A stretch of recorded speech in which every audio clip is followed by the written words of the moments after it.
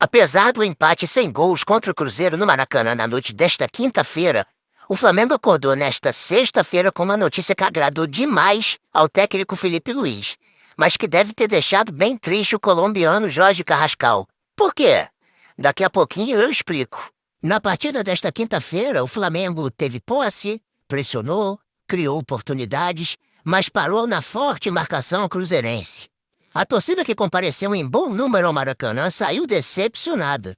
E não foi só pelo resultado. A sensação foi de frustração também porque Pedro, o principal atacante rubro-negro, entrou em campo muito tardiamente, quando o jogo já estava travado e com pouca margem para mudar o rumo da partida. O empate sem gols acabou soando como um castigo para quem esperava muito mais intensidade. Além de ter feito uma atuação hoje muito abaixo do esperado, o Flamengo não criou nada. Nada. Foi um Flamengo burocrático, mas foi um jogo de pegada, tá bom. Mas quem foi pro Maracanã hoje esperava muito mais do que só um jogo de pegada.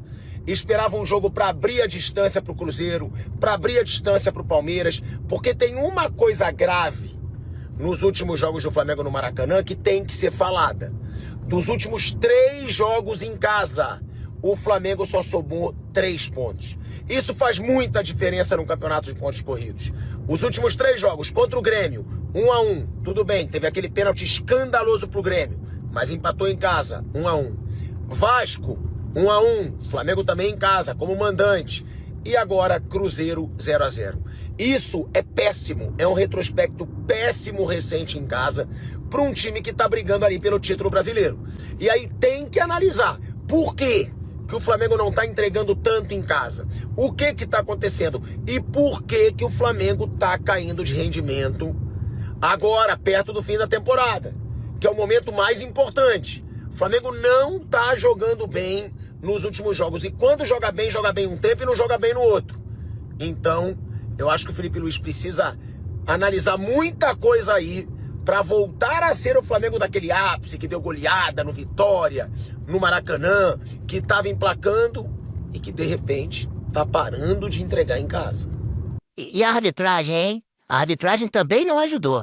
Ramon Abate Abel irritou os dois lados ao picotar a partida, marcando faltas excessivas e impedindo que o jogo tivesse mais ritmo. Pode ser feito para tentar melhorar a arbitragem, não só no Brasil, mas no futebol sul-americano no geral? Obrigado. Bom, sempre que o treinador, que eu como treinador sentei pela primeira vez nessa cadeira aqui, sempre optei por não falar dos árbitros, né?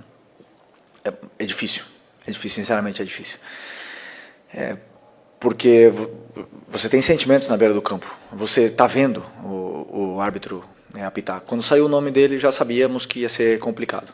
O perfil do juiz que apita o jogo do Flamengo, quando sai a lista, você já sabe que vai ser complicado. Então, o que eu posso falar? Começa o jogo, as decisões não são iguais, como vocês mesmos falaram, os critérios não são iguais, cartões primeiro, depois não dá cartão, aí depois dá cartão por uma jogada que não deu antes.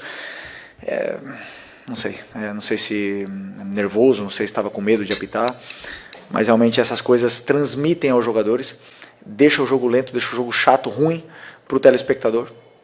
E eu acho que a nossa referência, como você falou, para melhorar, é a Premier League. Temos que olhar os árbitros da Premier League sempre, o jeito que eles fazem, e temos árbitros bons no Brasil, o jeito que eles apitam lá, tentar copiar o máximo possível dos melhores. Eu faço isso como treinador, eu copio dos melhores e é o único jeito de melhorar. Mas vocês sabem bem que o quanto nos prejudica um juiz que picota o jogo. E até relembrar, vocês sabem, a gente bate muito na arbitragem, fala muito da arbitragem. Eu acho que hoje o árbitro foi muito bem, deu cartão para os dois lados, infelizmente nós tomamos um vermelho, mas eu acho que ele foi justo, o cara apitou, teve personalidade, acho que é isso. Às vezes os times, quando são beneficiados, cada um protege o seu, só que para a gente melhorar, a gente tem que pensar no todo, no conjunto, para o futebol evoluir. Então, parabéns pela arbitragem hoje, assim, que é muito difícil vir aqui apitar, e ele fez um jogo onde ele tentou ser justo para os dois lados. Esse excesso de apito tirou o dinamismo da partida e minou as tentativas de ataque mais consistentes. Ainda no primeiro tempo, o Cruzeiro teve seu momento mais perigoso. Foram 3 finalizações seguidas dentro da área rubro-negra, até que na última a bola chutada explodiu em Alexandro. Imediatamente os jogadores do Cruzeiro pediram pênalti, mas o replay não deixou dúvidas. A bola bateu na barriga do lateral esquerdo rubro-negro. Reclamação sem fundamento, mas que aumentou ainda mais a pressão sobre a arbitragem. Enquanto os protestos contra o árbitro seguiam, a sexta-feira do Flamengo trouxe uma novidade de bastidor que deixou a nação mais tranquila. E já já eu vou te contar qual foi. Antes disso, lembra de se inscrever aqui no canal, deixa o like e ativa as notificações. Aqui você acompanha tudo do Flamengo em primeira mão, com análise, informação e bastidores.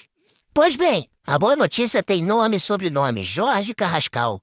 O meia colombiano não foi convocado pela seleção do seu país para os compromissos da data FIFA. Isso significa que durante esse período ele continuará à disposição do Flamengo e do técnico Felipe Luiz. Desta forma, ele já está relacionado para o clássico do dia 15 de outubro contra o Botafogo no Engenhão. Uma espécie de reforço de luxo em plena reta final de temporada. E a expectativa não para em Carrascal.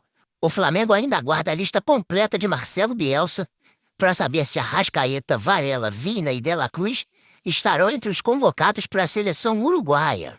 Se forem chamados, serão desfalques importantes, mas o alívio de ter Carrascal garantido já representa muito para a comissão técnica. Ou seja, mesmo com o empate contra o Cruzeiro, o Flamengo amanheceu com uma vitória nos bastidores. Jorge Carrascal segue por aqui, pronto para ser decisivo. Sorte do Flamengo ou erro da seleção colombiana? Quero a sua opinião nos comentários e não esqueça, curte o vídeo, compartilha e ativa o sininho para que você não perca nenhuma novidade aqui no nosso canal. Até mais, gente!